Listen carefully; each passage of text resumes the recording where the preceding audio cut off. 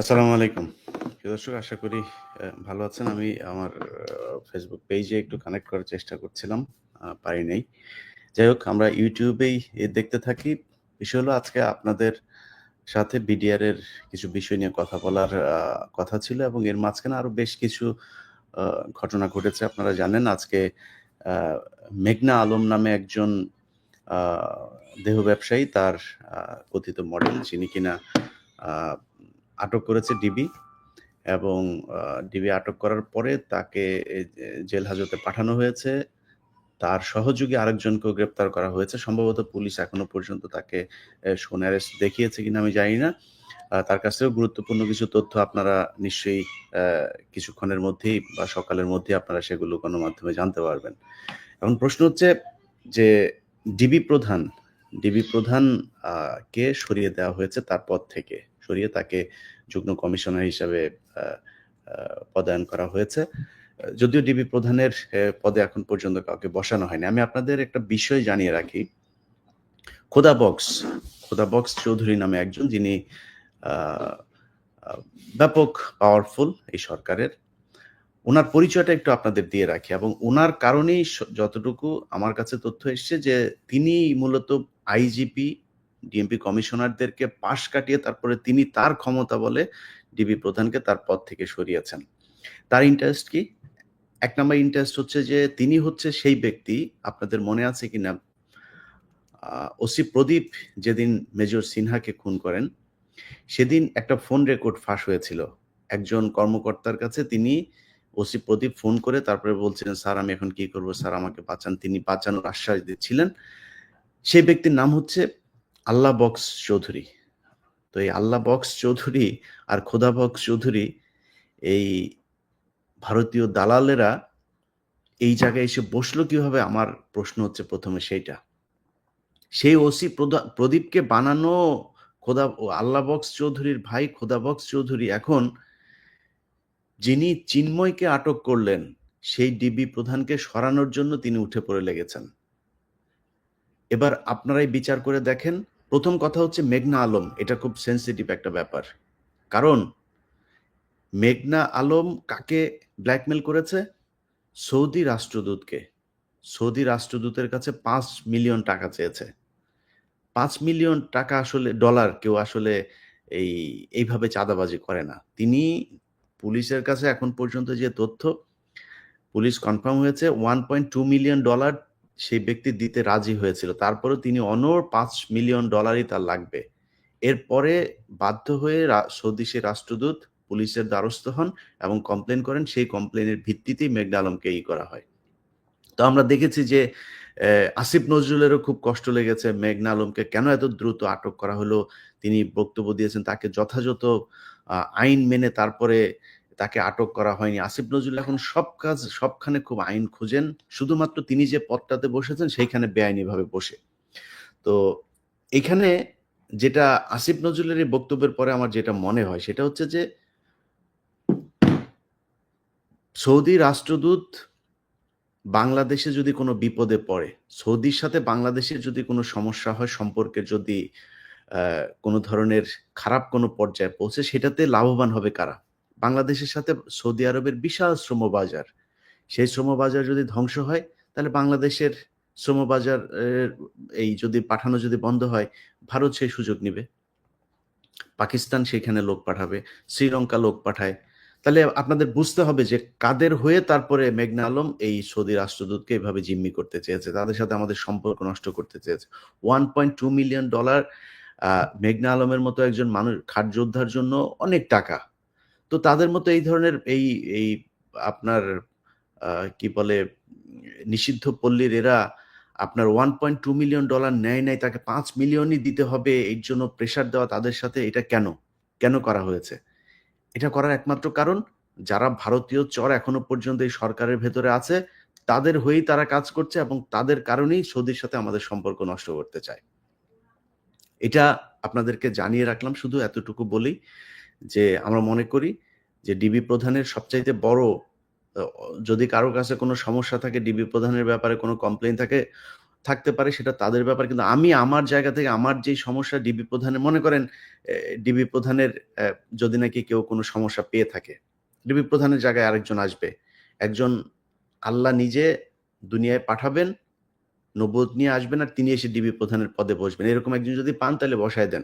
কিন্তু ডিবি প্রধানকে আমি জাজ করি যেটা দিয়ে সেটা হচ্ছে এই ডিবি প্রধান তিনি যিনি কিনা চিন্ময় এই কৃষ্ণকে আপনার আটক করেছে।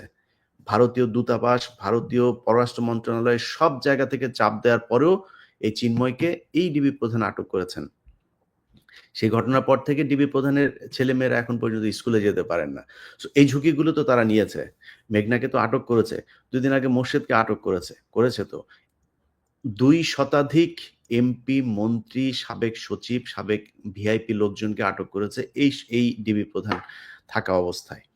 তো এটা জানিয়ে রাখলাম আরকি, দেশের মানুষের জানা উচিত। আমাদের কথায় হয়তো অনেক কিছু হবে না। আমরা বলাতে হয়তো অনেক সময় উল্টোটাও হবে। আপনাদের জানিয়ে রাখলাম। এটা জেনে রাখা উচিত যে কারা কি করছে, কারা সরকারের ভেতরে কি চাচ্ছে সেটা কয়দিন পরে দেখবেন যে চিন্ময় ছাড়া পেয়েছে, হ্যাঁ? এবং গত ২ দিন আগে আপনারা দেখেছেন যে ওই যে সাজ্জাদের স্ত্রী যিনি কিনা ফেসবুকে এসে সরাসরি আসিফ নজরুলের আইন মন্ত্রণালয়ের সবার গালে চড় মেরেছিল যে টাকা দিয়ে তারপরে সে বের হয়ে আসবে। তার সেই মহিলা কিন্তু কয়েকশো সিরিয়াল ওভারটেক করে তারপরে তার শুনানি করিয়ে তিনি বের হয়ে গিয়েছেন। এগুলো হচ্ছে দেশে। তো আমার লাইভের আজকের অংশটা আসলে এইটা না। আমি যে বিষয় নিয়ে কথা বলতে চেয়েছিলাম আজকে সেটা হচ্ছে বিডিআর। তো বিডিআর এর বিষয়টা নিয়ে আমি আ আমার ফেসবুক পোস্টে বলেছিলাম যে সেনাবাহিনী যদি মনে করেন যে বিডিআর এর আমি মনে করি না যে বিডিআর এর এই যে জামিন শুনানিটা বন্ধ হয়ে আছে এটা আ মানে কোন জজ বা এই মানে বিচারের সাথে সংশ্লিষ্ট যারা তারা করছে বলে আমার মনে হয় না। তাদেরকে কোন একটা জায়গা থেকে চাপ দেওয়া হচ্ছে, যাতে জামিন আদেশটা দেওয়া হচ্ছে না। আমি আপনাদেরকে একটা জিনিস মানে একদম ছোট করে জানিয়ে রাখি, আপনাদের বুঝতে সুবিধা হবে। বিডিআর এর যে সদস্যরা, যাদেরকে জেলখানায় নেওয়া হয়েছে, এই ব্যক্তিদের ভেতরে মনে করেন আমরা শেখ হাসিনার বিচার মানি অথবা শেখ হাসিনার বিচার মানি না। আমি ২ টা দিকেই ২ যুক্তিতে আপনাদের সামনে উপস্থাপন করছি। আপনাদের যেটা মনে হয় আপনারা সেটা জবাব দিয়েন। ১ম হচ্ছে আমি শেখ হাসিনার বিচার মানি না। যদি বিচার না মানি, শেখ হাসিনাকে যদি আমি বিশ্বাস না করি, তাহলে শেখ হাসিনার সময়ে যারা আটক হয়েছে তারাও নির্দোষ। একবারে মানে খুব সহজ ভাষায়। আচ্ছা মনে করেন তারা নির্দোষ না সবাই। কেউ হয়তো দোষী আছে। আচ্ছা সেইটাও মা নতুন করে তো তদন্ত হতে হবে। সেই তদন্তের জন্য একটা কমিশন তৈরি করা হয়েছে। সেই কমিশনটা কাজ করছে। আমার বিশ্বাস কমিশন ভালো একটা রিপোর্টই দিবে। এখন এই কমিশনের রিপোর্ট দেয়ার সময়টাতে সেই মানুষগুলোকে জামিন দেওয়া যেত ১৬ বছর। আপনি তো জানেন না তারা অপরাধী কি অপরাধী না। মানে 50-50। শেখ হাসিনার সময় এরা কিছু মানুষ অপরাধী থাকতেও পারে, নাও থাকতে পারে। তার মানে 50-50। ১৬ বছর জেল খাটলো। তাহলে ১৬ বছর জেল খাটে এই মানুষগুলোকে আপনি কয়টা দিন বাইরে রাখতে পারতেন। এরপর আবার ধরে নিয়ে ফাঁসি দিয়ে দেন। যদি কমিশন যদি বলে যে তারা আসলে অপরাধী তাদেরকে ফাঁসি দিয়ে দিতেন। আচ্ছা। তাদের কাউকে ছাড়লেন না। এখন নতুন করে বিচারের মনে করেন শুনানি হইল, এই পক্ষ ওই পক্ষ শুনানি শেষে আপনি জামিন আদেশটা দিবেন। এই জামিন আদেশ দেওয়ার কথা আজ থেকে ৩ মাস আগে বলা হইল। এরপরে বিচারকের একদিন পাতলা পায়খানা, একদিন পিরিয়ড, একদিন একেক জিনিস হচ্ছেন ওনার। এই বিচারকের একেক সময় একেক অসুস্থতা নিয়ে তিনি ঠিক শুনানির আগের দিন মানে শুনানির দিন সকালবেলা জানিয়ে দিচ্ছেন যে তিনি আসতে পারবেন না, তিনার পাতলা পায়খানা হয়েছে। বাংলাদেশে ৫ তারিখের পরে এই বিডিআর এর সাথে যে মশকরা করা হচ্ছে, এই মশকরা আর কোন সেক্টরে করা হয় নাই। এত মশকরা আর কোথাও করা হয় নাই। আপনি মনে করেন শেখ হাসিনার বিচার আপনি মেনে নেন। মেনে নিয়ে তারপরে তাদেরকে আটকায় রাখছেন। কারণ শেখ হাসিনা বলেছে, শেখ হাসিনা আপনাদের আম্মা হয়। আপনার আম্মার কথা শুনে আপনি তাদেরকে জেলখানায় রাখবেন। আচ্ছা শেখ হাসিনা বলে গিয়েছিল যে এইখানে খালাস পেয়েছে যে কজন, 278 জন প্রায়। এই যে 278 জন খালাস পেল, আচ্ছা খালাস পাওয়ার পরে তাদেরকে আপনি কোন আইনে আটকে রাখছেন? তাদেরকে তো ছাড়বেন। মনে করেন আপনি শেখ হাসিনার বিচার মানেন। সেই মানুষগুলোকে ছাড়েন। সেগুলোকে সেগুলোর মধ্যে মনে করেন আপনি ছাড়বেন না। সেখান থেকে অর্ধেক ছাড়লেন। 177 জন, 178 জনকে ছাড়লেন। বাকি লোকগুলি কি সমস্যা করল? কোন কারণে আপনি তাদেরকে আটকায় রাখলেন? এর মাঝখানে ৩-৪ জন বিডিআর এর সদস্য মারা গেল। এই মৃত্যুর দায় আপনি নেবেন? আমি ফেসবুকে ঐদিন যখন কিনা ১০ তারিখে দেখলাম যে তাদের এই জামিন আদেশটা হবে না, এত খারাপ লাগলো বিশ্বাস করেন। মানে মাঝে মধ্যে মাথা এত গরম হয়ে যায় যে যা মনে চায় তাই বলে ফেলি। তো সেনাবাহিনী তো বুঝেন না, কেয়ার করার ব্যাপার আছে তো, এরা তো বিশাল পাওয়ারফুল। এদের কোনো পাপ নাই।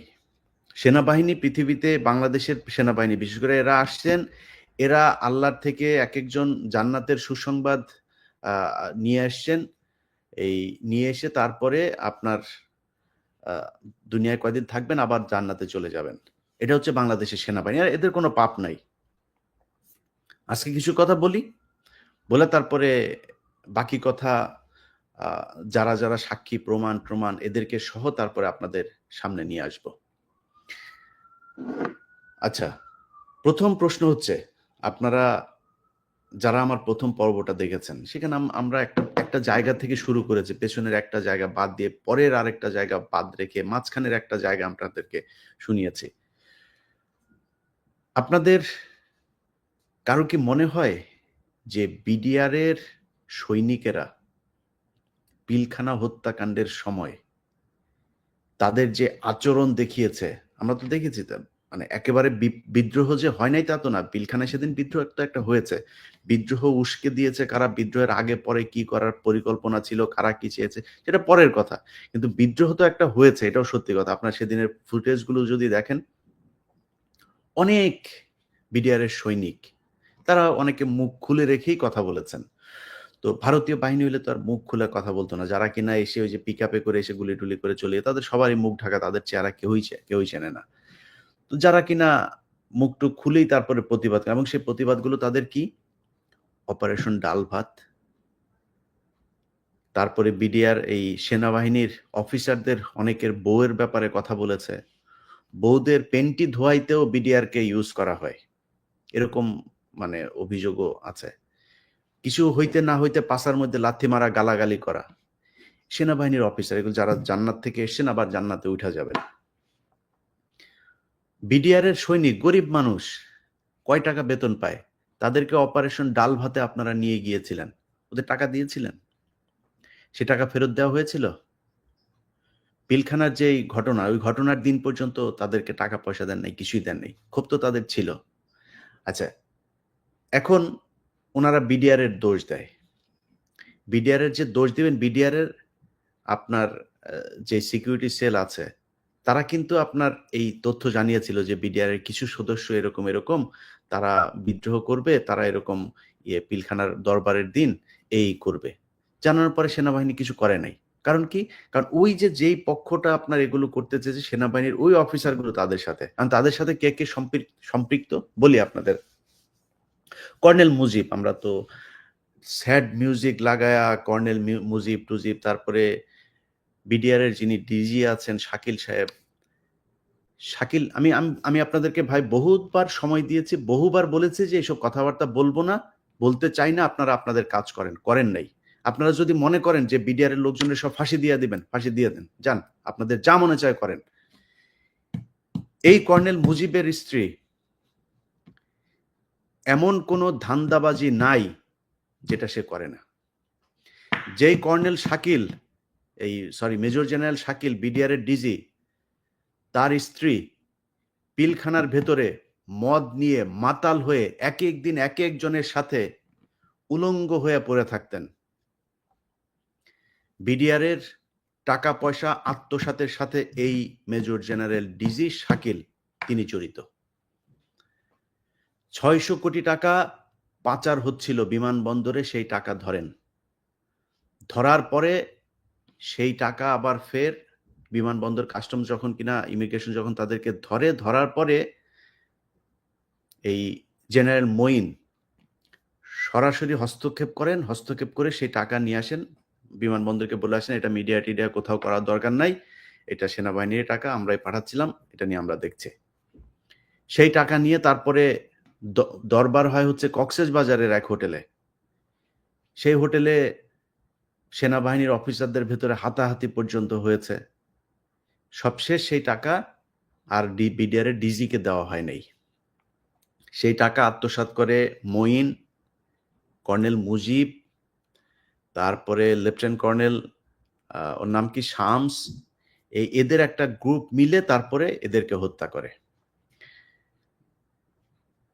এই গ্রুপটার সাথে যে দ্বন্দ্বটা, এই দ্বন্দ্বটাকে কাজে লাগিয়েই ভারত দেখলো যে এই যে এদের মধ্যে একটা লেগেছে, সো এটা একটা সুযোগ, এটা কাজে লাগানো যায়। তখন এই কর্নেল মুজিব, যে মুজিবকে মারা হয়েছে, এই মুজিব কিন্তু এই হত্যাকাণ্ডের সাথে জড়িত। সে জানতো এদেরকে হত্যা করা হবে, কিন্তু তাকে যে হত্যা করা হবে সেটা সে জানতো না। কারণ ভারত ওদের ভেতরে দ্বন্দ্বকে কাজে লাগিয়ে তারপরে দুই পক্ষের ভেতরে আপনার ঢুকে গিয়েছে। এখন ঢোকার পরে ভারত চায় যে আরো অনেককে হত্যা করা হোক। তাদের তো আরো কিছু ওই যে রৌমারি কিছু জায়গা আছে না? সেগুলো তারা চায় যে তাদেরকেও এখানে আনা হোক। তাদেরকে নিয়ে এসছে। ঠিক পিলখানার হত্যাকাণ্ডের ২ মাসের ভেতরে আপনি দেখবেন যে যেই পদায়নগুলো করা হয়েছে, ট্রান্সফার গুলো করা হয়েছে, এখান থেকে অনেককে সরানো হয়েছে, অনেককে ঢুকানো হয়েছে। কর্নেল গুলজার সহ আরো অনেক দেশপ্রেমিক যেসব অফিসার আছে তাদেরকে এখানে ঢুকানো হয়েছে। এটা হচ্ছে ভারতের পলিসি, ভারতের পরামর্শে এটা করা হয়েছে। আর কর্নেল মুজিব এই পুরো কনস্পাইরেসি যেটা হয়েছে, আপনার বিডিআর এর যে সোলজাররা ছিল তাদের সাথে, তারা একটা কনস্পাইরেসির সাথে ছিল। তারা কিসে ছিল? তাদেরকে বলা হয়েছিল যে পিলখানায় একটা বিদ্রোহ হবে, দরবার শুরু হবে, দরবার শুরু হওয়ার পরে তোমরা যাবা, গিয়ে তারপরে বলবা যে আমাদের এই দাবি, এই দাবিগুলো মানতে হবে, না মানলে আমরা ডিজিকে মেরে ফেলবো, অফিসারদের একটাও যেতে দিব না। ব্যারিস্টার তাপসের বাসায় একটা মিটিং হয় ২০০৮ সালে নির্বাচনের আগে। সেই মিটিং এর ভেতরে শেখ হাসিনা নিজে তাদের সাথে ফোনে কথা বলেছেন এবং এই বিডিআর এর যে সদস্য তাদেরকে আশ্বস্ত করেছেন যে তোমরা যা আমাদের এই তাপস এবং নানক যে আদেশ দিবে তোমরা এই আদেশ অনুযায়ী কাজ করবা। আমি যখন কিনা তোমরা বিডিআর এর ডিজিকে ধরবা, গান পয়েন্টে নেয়ার পরে আমি তারপরে কিছুক্ষণ পরেই যাবো পিলখানায়, গিয়ে তোমাদের সব দাবি দেওয়া মেনে নিব এবং এই বিডিআর এর অফিসারদেরকে আমি সাথে করে নিয়ে আসবো। এরপর থেকে তোমরা স্বতন্ত্র একটা বাহিনী হবা, এখানে আর্মির অফিসারদের আর কোনো থাকবে না। এই মূলা ঝুলিয়ে তাদেরকে আশ্বস্ত করা হয়। তো বিডিআর কি জানে? বিডিআর জানে এখানে কোনো রক্তপাত হবে না, কিছুই হবে না। যেহেতু কোনো অফিসারের কাছে কোনো অস্ত্র থাকবে না, বিডিআর এর সদস্য একটা অস্ত্র নিয়ে যেয়ে তাদেরকে জিম্মি করবে, তাদেরকে শেখ হাসিনা এসে নিয়ে যাবে, দাবি দেওয়াই হবে, বিডিআর এর অধীনে বিডিআর চলবে। এই হচ্ছে বিডিআর জানে। বিডিআর কে কিন্তু কোনো হত্যাকাণ্ড, কোনো কিছুর ব্যাপারে তাদেরকে জানানো হয়নি এবং বিডিআর এর কেউ এটার ব্যাপারে জানে না। জানে কারা? এই কর্নেল মুজিব সহ এই কয়েকটা, এই যে শামস-টামস, এরা জানে। এখন এদের উদ্দেশ্য কি? এদের উদ্দেশ্য হচ্ছে ওই যে আপনার এই যে ৬০০ কোটি টাকা অপারেশন ডাল ভাতের মেরে দেওয়া যে টাকা, সেই টাকা নিয়ে দ্বন্দ্ব, যাতে বিডিআর এর ডিজি সহ এরা যাতে এটা দাবি করতে না পারে, এটা নিয়ে যাতে আর কোনো ঝামেলা না করে, পুরো টাকাটা তারা আত্মসাৎ করার জন্য একে মারতে হবে। এখন এটা হচ্ছে এদের টার্গেট। আর ইন্ডিয়ার টার্গেট হচ্ছে যেসব অফিসাররা আসলেই দেশপ্রেমিক, যারা কিনা রৌমারী সহ পাদুয়া বিভিন্ন জায়গায় ভারতীয়দের বিরুদ্ধে যুদ্ধ করে জয়লাভ করেছে, ভারতের ইন্টারেস্ট যারা বাংলাদেশে বাস্তবায়ন হইতে দেয় না, এই ধরনের অফিসারদেরকে আপনার হত্যা করা হচ্ছে ভারতের প্রক্রিয়া এবং এটার মাধ্যমে সেনাবাহিনীকে ধ্বংস করা হবে, যার মাধ্যমে এই গত ১৫ বছর বাংলাদেশ শাসন করেছে ভারত। তো এই ২ পক্ষের মিলে আপনার যে পরিকল্পনা, সেটার বাস্তবায়ন হয়েছে হচ্ছে পিলখানা হত্যাকাণ্ডের দিন। এখন মুজিবকে কেন মারা হইল? মুজিবকে মারার কারণ হচ্ছে মুজিব তো জানে এই যে এই ঘটনাগুলো ভারত এবং এই যে পক্ষের সাথে তো যোগসাজশ করিয়ে দিয়েছেন তিনি। যে কারণে মুজিব যদি বেঁচে থাকে তাহলে তো এটা বের হয়ে যাইতে পারে, এটা নিয়ে যদি এই যেমন আজকের যে ঘটনা। আজকে যদি মুজিব বেঁচে থাকতো, মুজিব আ আ আটক হতো। মুজিব যদি আটক হইতো তখন মুজিব তো সব বলে দিত যে ভারত এইভাবে আমাদেরকে ইনস্ট্রাকশন দিয়েছিল, আমরা এই করেছি। যেই কারণেই মুজিবকে মেরেছেন এবং মুজিবকে কারা মারলেন? ওই যে আপনাকে যেটা বললাম শুরুতেই, যে পিকআপে করে যারা মুখোশ পরে এসেছিল, এরা হচ্ছে মূল কিলার গ্রুপ। এই গ্রুপটাকে দিয়ে মারা হয়েছে, তাদেরকে কিছুক্ষণ পরেই আবার ভারতে পাঠিয়ে দেওয়া হয়েছে। এটা প্রফেশনাল এই গ্রুপটা। যাদের গুলিতে অনেক বিডিআর এর সদস্য আহত হয়েছেন, মারা গিয়েছেন, বিডিআর এর কিন্তু সেদিন ৯ জন মারা গিয়েছেন। এটা কেউ বলে না। ৯ জন বিডিআর এর তারা কেন মারা গেলেন? তারা তাদেরকে বাঁচাতে গিয়েছিলেন এবং ওই যে ওই গ্রুপটা যারা কিনা মারতে এসেছিল তারা তো সবাইকে চেনেও না। যারা গুলি করেছে যারা ছিল সবাইকে মেরে ফেলেছেন। আচ্ছা, তার মানে হচ্ছে বিডিআর এর ভেতরে একটা ক্ষোভ ছিল। যেই ক্ষোভের কারণেই তারা চেয়েছিল আর্মি অফিসার যেন এখানে না থাকে। তাদের সেই ক্ষোভ কি শোনা হয়েছে এখন পর্যন্ত? তারা যে অভিযোগগুলো করেছে সে অভিযোগগুলো কি সব মিথ্যা কথা? যদি মিথ্যা না হয় সেটার জন্য কিচ্ছু করা হলো না। তাদের পোশাক পাল্টাইলেন, তাদের নাম পাল্টাইলেন, তাদের জেলে নিলেন, ফাঁসি দিচ্ছেন, মেরে ফেলছেন, নির্যাতন করে মারলেন। আমি গ্যারান্টি দিয়ে বললাম বাংলাদেশের প্রতিটা মানুষকে, আপনার এলাকায়, আপনার বাড়ির আশপাশে, আপনার জেলায়, আপনার পরিচিত কোথাও যদি শোনেন বিডিআর এর কোনো সদস্য আছে যিনি জেল খেটেছেন, গিয়ে দেখেন সবার এই পায়ের কোমরের নিচে যদি আপনি যান, সবার পায়ের এই এই এই এই এই হাড়ের ভেতর দিয়ে ড্রিল মেশিন ঢুকানো হয়েছে। যান সবার কাছে যায় দেখেন, আপনাকে দেখাবে। আমার কাছে অনেকগুলো ছবি আছে। এই সোশ্যাল মিডিয়ার যেই রেস্ট্রিকশনস এগুলোর কারণে এগুলো দেখানো যাবে না। এরকম অবস্থা। মাংস কাটা কেটে সেটার ভেতর ঢুকে অন্তত ৫০ ভাগ বিডিআর এর সদস্য তাদের যৌন শক্তি শেষ করে দেওয়া হয়েছে। এই আর্মিরা নির্যাতন করে। তাদের কোনো বিচার হবে না? আপনারা সব সই হয়ে গেলেন, আপনাদের নিয়ে কিছু বলা যাবে না। আমি ইলিয়াস যতদিন বেঁচে আছি, যতদিন বলতে পারবো মুখ দিয়া, ততদিন এগুলি বলে যাব। আপনারা মনে করার কোনো কারণ নাই যে আপনারা বিশাল বাল ফালানো কিছু হয়ে গেছেন যে আপনারা যা মনে চায় তাই করবেন, আপনাদের বিরুদ্ধে কেউ কিছু বলতে পারবে না। আপনারা নিজেদের দোষ ঢাকার জন্য আজকে এই বিডিআর এর এই নিরীহ সৈনিকদেরকে আপনারা মারছেন। খোঁজ নিয়ে যায় দেখেন। কেন এই কথাগুলো কেন বলি? আমার তো এখন সরকারের সাথে আসলে এই সেনাবাহিনী এত প্রভাবশালী, এদের সাথে তো এই দ্বন্দ্ব বাঁধানোর দরকার নেই। আরে ভাই এখান থেকে বের হইতে পারি না। আপনি এই পরিবারগুলোর কাছে যান, পরিবারগুলোর অবস্থা দেখেন। একেকটা পরিবার না খায় মরছে। বউ নাই, বাবা-মা মারা গিয়েছে, ভাই-বোন খবর নেয় না, জেলখানায় কোনো খোঁজ নাই। ওষুধ খাওয়ার পর্যন্ত কোনো ব্যবস্থা হয় না এই জেলখানার ভেতরে। গত ৫ তারিখের পর থেকে তাদের সাথে কিছুটা নমনীয় অবস্থায় আছে জেল কর্তৃপক্ষ। এর আগে তাদের চিকিৎসা হইলে এমনভাবে তাদের চিকিৎসা প্রক্রিয়া নেওয়া হইতো, ওইখানে একজন ডাক্তার ছিল। এই ঘটনার সাথে হাসপাতালের যে চিকিৎসক তাদের চিকিৎসা দেয় নাই, সে দায়ী। এই হাসপাতাল এই এই ২৫ তারিখের পর থেকে যত কয়জন আপনার বিডিআর এর মারা গিয়েছে, এদেরকে যে ডাক্তারের সার্টিফিকেট, আপনার পোস্টমর্টম সার্টিফিকেট, এদেরকে যে ডাক্তারের কাছে নিয়ে যাওয়া হইতো, যে হাসপাতালে নিয়ে যাওয়া হইতো, সব কয়টা এই কিলিং এর সাথে জড়িত। এগুলো কমিশনের তদন্তে বেরিয়ে আসবে। আপনারা বাঁচতে পারবেন না তো, আপনারা চাইলেও বাঁচাইতে পারবেন না। আর আমার কথা হইলো যে ভাই, আরে ভাই আপনারা সেনাবাহিনী, আপনারা তো দেশপ্রেমিক। আপনারা অনেক ভালো, দুদকের চায় অনেক ভালো, পুলিশের চাইতে অনেক ভালো, বিজিবির চাইতে অনেক ভালো, অনেক ক্ষেত্রে আপনারা অনেক ভালো। আমরা আপনাদেরকে ভালোবাসতে চাই। আপনারা কি চান? আপনারা আসলে মানুষের ভালোবাসা পাইতে চান। আপনাদেরকে বারবার বলা হচ্ছে, আপনি এই দায় নিচ্ছেন কেন? আপনি তো পিলখানা হত্যাকাণ্ডের সাথে জড়িত না। আপনি তাদের টর্চার করেন নাই। আপনারা এখন যে অফিসারগুলো আছেন, ওয়াকার থেকে শুরু করে এখন এই যারা আছেন, আপনারা তো এটার সাথে জড়িত না। তো সমস্যা কি? আপনারা এটার দায় নিচ্ছেন কেন? আপনারা সেনাবাহিনীর সবাইকে বাঁচাইতে চাচ্ছেন কেন? আপনারা সেনাবাহিনীর কিলারদেরকে বাঁচাবেন। আপনারা এই যারা সেনাবাহিনীর অফিসারদেরকে যারা গুম করলো, জেলে পাঠাইলো, বিদেশ পাঠাইলো, চাকরিচ্যুতি করলো, তাদেরকে বাঁচাইতে চান কেন? আপনাদের এখন যারা আছেন, তারপরে আপনাদেরকে নিয়েও কিছু বলা যাবে না। সেই দিন বাংলাদেশে নাই তো। আপনারা সেনাবাহিনী নিয়ে কিছু বললে আপনি উঠায় নিয়ে যাবেন, সেই দিন নাই ভাই। এখন বহু মাধ্যম আছে যে মাধ্যমে মানুষ এগুলো বলে ফেলবে। সো এখান থেকে বাঁচতে পারবেন না। আপনাদেরকে আমি বৃহস্পতিবার যখন এটা হলো, আমি বললাম যে রোববারের ভেতরে তাদের কি করবেন। আপনি জামিনাদেশ দিচ্ছেন না। আরে ভাই একজন আইনজীবীর কাছে জিজ্ঞেস করেন। ন্যূনতম আইন সম্পর্কে মানে এরকম একটা মানুষের কাছে জিজ্ঞেস করেন, একটা মানুষের জামিন আদেশ দেওয়ার জন্য ৩-৪ মাস তাদেরকে ঘুরানো যায় কি না? একজন আইন সম্পর্কে মিনিমাম ন্যূনতম জ্ঞান যার আছে আপনি জিজ্ঞেস করেন একজনের কাছে, এটা করা যায় কিনা? আপনি তাদেরকে আটকায় রাখতেছেন। কিসের জন্য? কাদেরকে বাঁচাইতে চান? ৭ মাস ৮ মাস হয়েছে বিডিআর এর জন্য এই দেশ স্বাধীন হয় নাই? আপনার কি বিশ্বাস হয় না? আল্লাহর কসম করে বললাম, আল্লাহর কসম করে যতটুকু এদের ব্যাপারে জেনেছি, এই এই মুহূর্তে জেলখানায় যে মানুষগুলো আছে, যদি কম হয়, যদি একদম কমও হয়, ৮০% মানুষ নির্দোষ, একদম নিষ্পাপ, কিচ্ছু জানে না। এবং শুধু নিষ্পাপ যে তা না, এরা প্রচন্ড কি বলবো যে মানে অন্যায়ের সাথে মানে কোনো ধরনের আপোস তারা করে না। কেন জানেন? বিডিআর এর ভেতরে অনেক সাক্ষী আছে। এই এই বিডিআর এর ২ টা গ্রুপ আছে কিন্তু।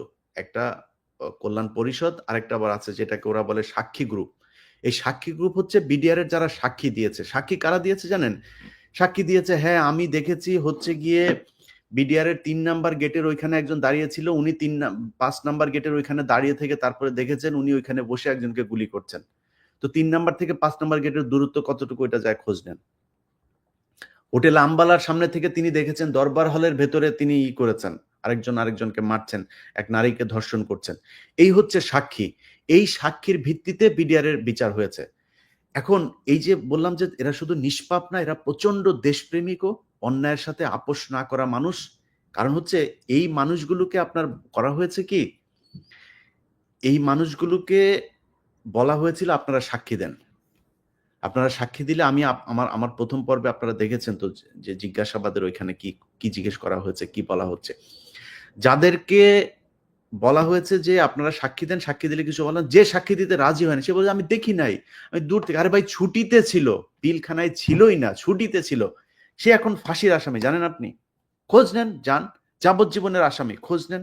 ছুটিতে থাকা মানুষ, ছুটিতে ছিল, চাকরি চলে গিয়েছে, ৫ বছর ৬ বছর জেল খেটে তারপরে বসিয়ে রেখেছে, নির্দোষ, চাকরি ফেরত পায় নাই। এটা কোন আইন? এর কোন আইন হইল নাকি? তো আপনার যদি মনে হয় এইসব দেখে আমাদের গায়ে আগুন জ্বলবে না, তাহলে তো আর গত ১৫ বছর আমরা চুপ করে থাকতাম। আমার সমস্যা ছিল কি?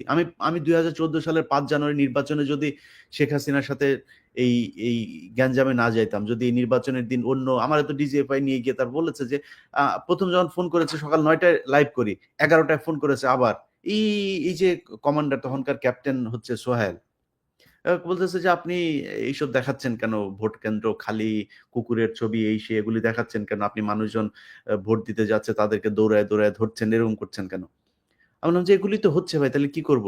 আমি যখন ভোট কেন্দ্রে ঢুকছি তখন সে দৌড় দিচ্ছে। আমি তার পেছনে আমার তো ওই ইয়েটা লাগবে। আমার তো তার হাতে কি ওটা তো লাগবে আমার। আমি তো তারে মারতে যাইনি। আমি তো এটা আনতে গিয়েছি।" তা আমি কি করব? যা হচ্ছে সেটাই তো দেখাচ্ছে। বলছে অন্যান্য টেলিভিশন পত্রিকাগুলো যা করে আপনি দেখেন না? আপনি খালি এগুলি দেখাচ্ছেন। ২১শে টিভি ছাড়া আর অন্য কিছু না। কেউ নাই নাকি? আমি বললাম, "অন্য কে কি দেখে সেটা তার ব্যাপার। আমি কি দেখি সেইটা আমার ব্যাপার। আমি আমার টেলিভিশন সেটাই চালাবে যেটা আমি দেখছি। আমি তো আরেক টেলিভিশনের রিপোর্টারের করব না।" তো সেগুলি যদি অন্য টেলিভিশনের মতো করেই চলতাম, তাহলে তো আমার মামলা খাইতে হয় না। আমার তো ২০১৫ সালে ২১শে টিভির আব্দুল সালামকে জেলে যাইতে হয় না। তার জেলে যাওয়া কনক সারোয়ারের জেলে যাইতে হয় না। আমার পালায় থাকতে হয় না, পালায় দেশ ছাড়তে হয় না। তাহলে তো ঠান্ডা হয়েই থাকতাম। আপনার কি মনে হয় এইসব দেখলে তো কষ্ট হয় রে ভাই। আমি আপনার পক্ষে কথা বললে তো আমার আরো লাভ।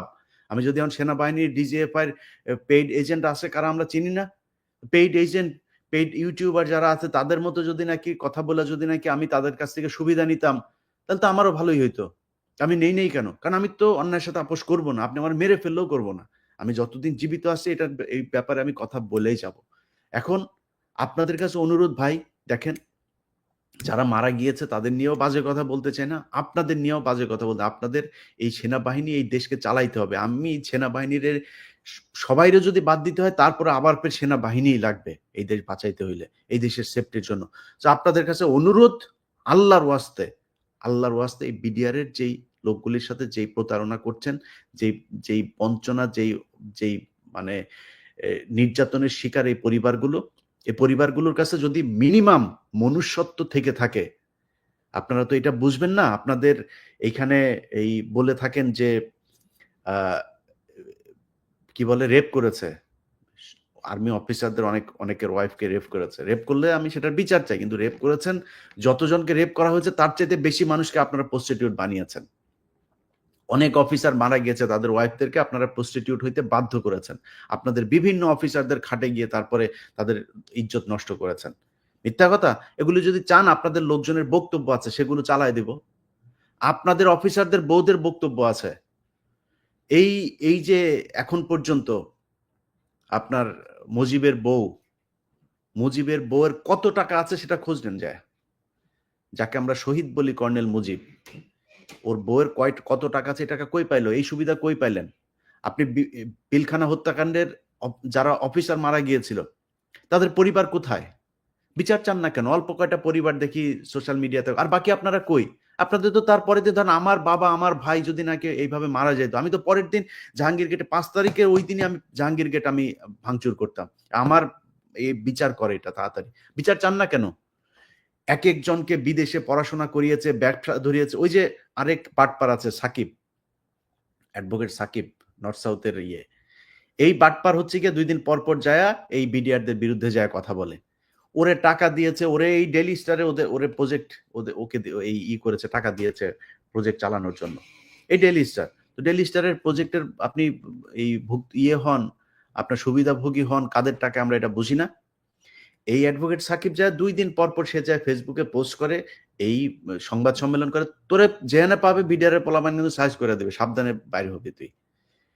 এরা এই এও একজন অফিসারের, ওইখানে নিহত একজন অফিসারের ছেলে বিক্রি হয়ে গিয়েছে টাকার কাছে। বিচার চায় না, তদন্ত চায় না। হাসিনা যেটা করে দিয়ে গেছে ওইটাই, তাড়াতাড়ি এদেরকে ফাঁসি দিয়ে দাও, এদেরকে তাড়াতাড়ি যাবজ্জীবন যাদের আছে ওইখানে রাইখা তারপর মেরে ফেলো, এটাই চায়। এর বাইরে আর কোনো কিছু চায় না। কেন তদন্ত চান না কেন? হাসিনা কিলিং এর সাথে জড়িত, তো কিলার কিভাবে কিলিং এর বিচার করে?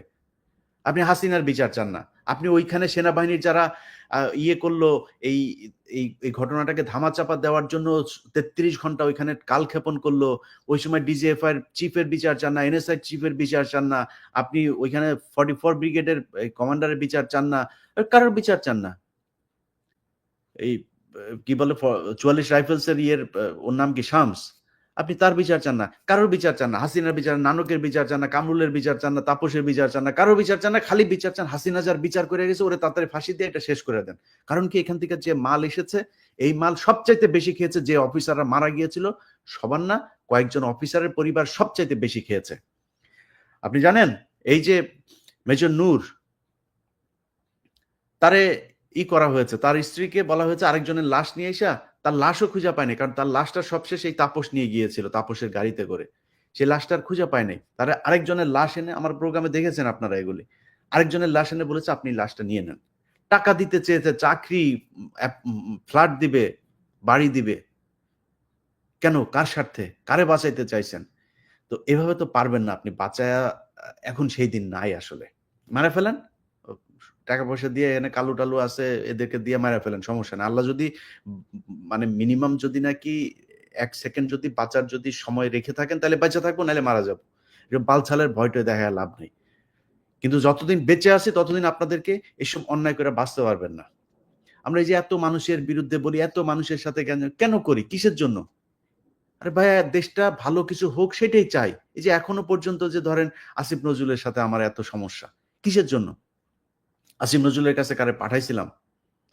কাউকে পাঠাইছিলাম যে ভাই আমারে এটা একটু দেখেন, আমার এটা একটু তদবির করেছিলাম নাকি কোনোদিন?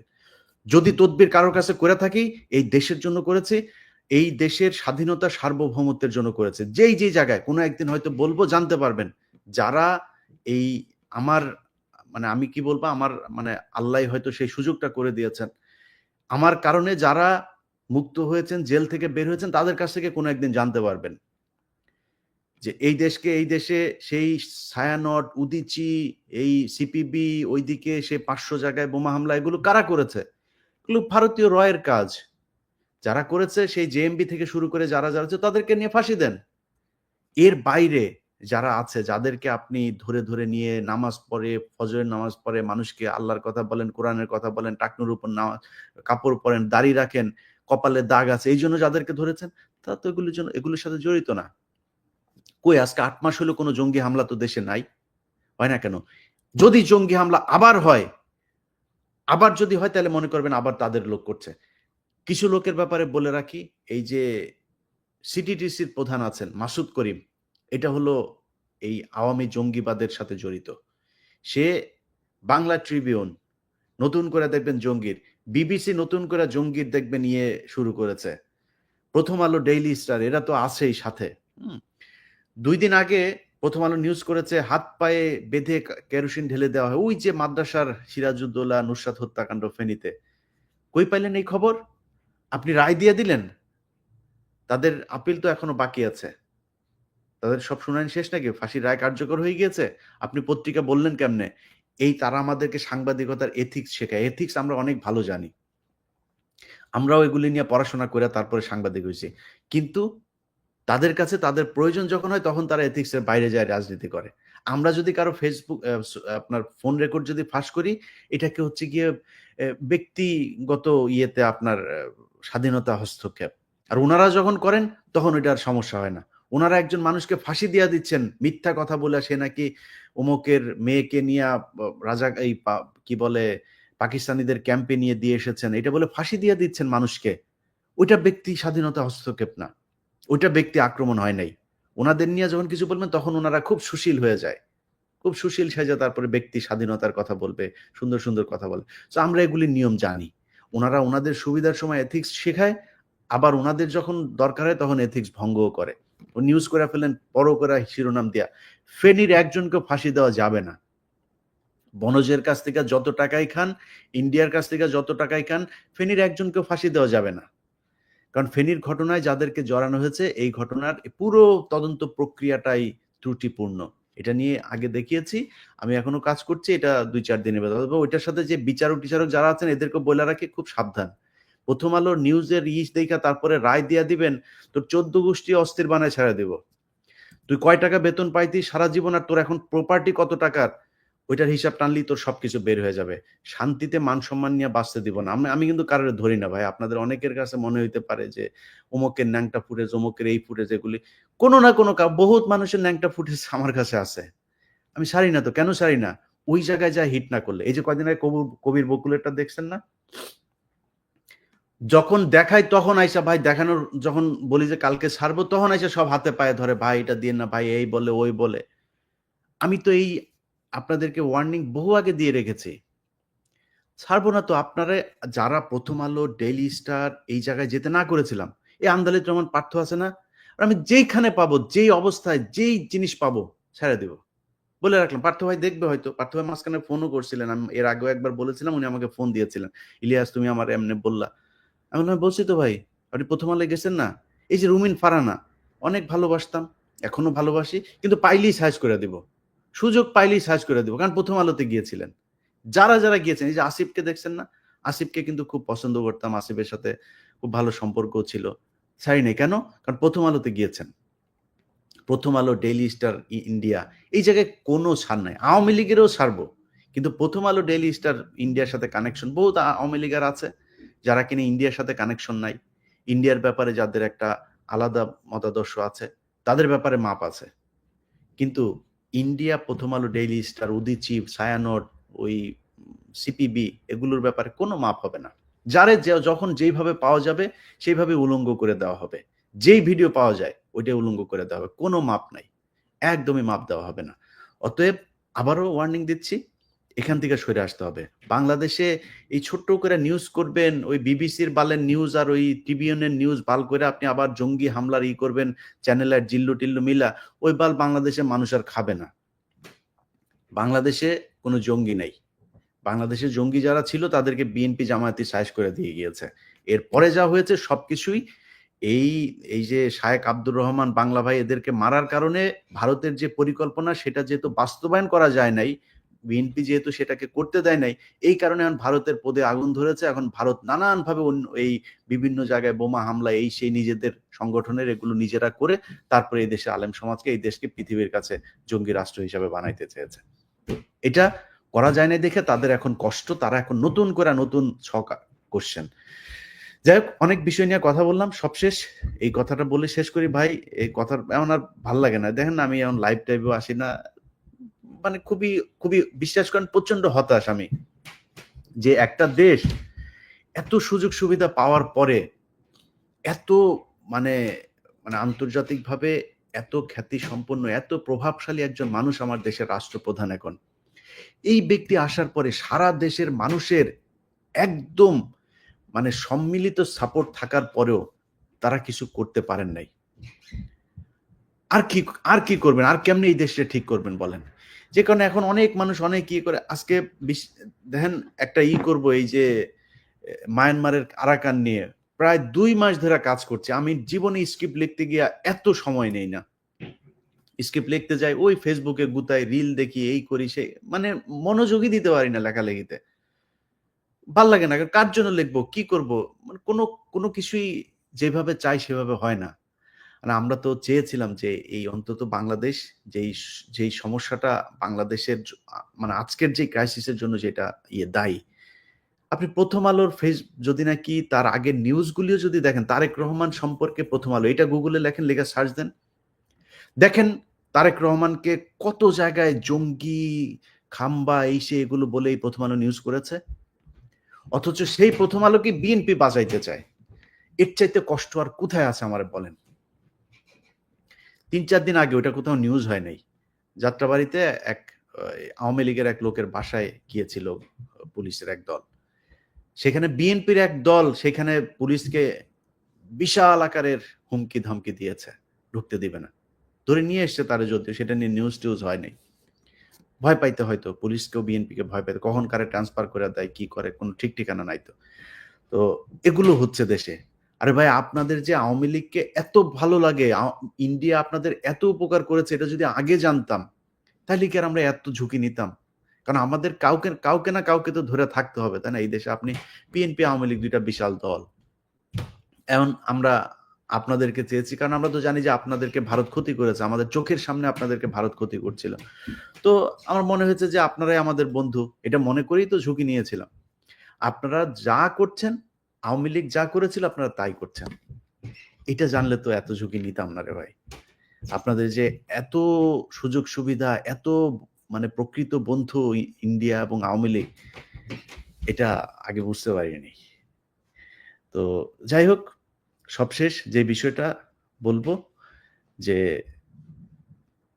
সেনাবাহিনীর আপনাদের কাছে অনুরোধ থাকবে, আপনাদের পায়ে ধরি, আপনাদের বিরুদ্ধে কথা বলতে চাই না। আপনারা যারা আছেন, আপনাদের বর্তমানে যারা ক্ষমতায় আছেন, বেশিরভাগকেই তো ধরে ফেলেছেন। অতএব এই দেশের মানুষ দেখতে চায় যে পিলখানা হত্যাকাণ্ডের সাথে আসলেই কারা জড়িত ছিল। বিডিআরে যারা জড়িত তাদেরকেও ফাঁসি দেন, কিন্তু ওভারঅল একটা থাকতে হবে। আর যেই দাবিটা আপনাদের কাছে শুরু থেকে করছি, বা এরা ১৬ বছর এদের মানে ভাই আপনার কাছে তো এই ইকুইপমেন্ট আছে, তাই না? এই মানে ফ্যাসিলিটিস গুলো আপনার হাতে আছে। যান না রে ভাই, সবার তথ্য আছে সবকটা বিডিআর এর পরিবারগুলোতে। ১০ টা পরিবারে যান, যদি মনুষ্যত্ব বোধ থেকে থাকে, ন্যূনতম মনুষ্যত্ব বোধ যদি আপনার থেকে থাকে, চোখে পানি চলে আসবে। যান পরিবারগুলোর অবস্থা দেখেন যায়। একদম সবকটা ১৮,০০০ পরিবারের মধ্যে অন্তত ১৫,০০০ পরিবার শেষ। এদের এই দুনিয়ায় বেঁচে থেকে না থাকা কোনো আসলে যায় আসে না। এই অবস্থায় আছে।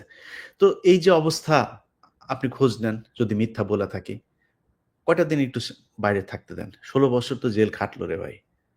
ছাড়তে দেন কয়দিন, পাসপোর্ট জব্দ করেন, তাদেরকে দরকার হয় যেই রেস্ট্রিকশন দিতে ইচ্ছা করে দেন, অন্তত বাইরে একটু আসতে দেন। কারণ আপনি তো জানেন না। আমি বলছি, আমি বললাম, যদি মিথ্যা বলে থাকি, আজকে এপ্রিলের ধরেন ১৩ তারিখ, ১৪ তারিখ। আমি যদি মিথ্যা বলে থাকি, আপনি আর কয়দিন পরেই জানতে পারবেন। কমিশন তো তার প্রতিবেদন নিশ্চয়ই ২-১ মাসের ভেতরে দিয়ে দিবে। জানতে পারবেন যে কমিশনে আমি যা বলেছি সেটা মিথ্যা না সত্য। তো দেখেন কমিশন কি বলে। কমিশন তাদের রিপোর্টটা দেওয়ার পরে যখন দেখবেন যে এই যে মাঝখানে কয়েকজন মানুষ মারা, এই যে কয়দিন আগে জুবায়ের মারা গেল। এই সুবেদার জুবায়ের, এই লোকটা কোরআন তেলাওয়াত করতেন, বিভিন্ন মানুষকে কোরআন হাফেজ করতেন, এই হেফজ শিক্ষা দিতেন, ইমামতি করতেন, কোরআন তেলাওয়াত করতেন বিভিন্ন প্রতিযোগিতায়। মারা ফেললেন। এই লোকটা তো মানে শেখ হাসিনা যাওয়ার পরে মারা গেল। এই কয়দিন আগে মারা গেল। ছাড়তে পারতেন না? কি হইতো ছাড়লে আপনার? বিডিআর আপনারে মেরে ফেলবে, ক্যান্টনমেন্টে যেয়ে হামলা করবে বিডিআররা এখন? কেন? কিসের জন্য? মানে কারে খুশি করতে চান? কি আড়াল করতে চান? এসব তো আড়াল করতে পারবেন না। এসব যত আড়াল করতে যাবেন, তত বেশি খারাপ হবে। এই যে আজকে কিছু কথা বললাম না, এই কথাতে আপনার সমস্যা হয়েছে না? এগুলো মানুষ জানলো না। এখন তো অনেকের কষ্ট লাগবে যে ভাই এগুলো আমি তো বলতে চাই না। এগুলো কি জানতাম না আগে? এই যে ডিজির বউ যে এগুলো করতো, এই ধান্দাবাজি করতো, ডিজি শাকিলের বউয়ের যে ধান্দাবাজি, এগুলো আমরা জানতাম না আগে? মানুষ তো জানতো না। আজকে তো জানাইলাম। এই যে মুজিবের ঘটনা, তো আমরা তো এগুলি নিয়ে ঘাটাঘাটি করতে চাইনি। যত ঘাটাঘাটি করাবেন তত সমস্যা হবে, তত আপনাদের মান-সম্মান নষ্ট হবে।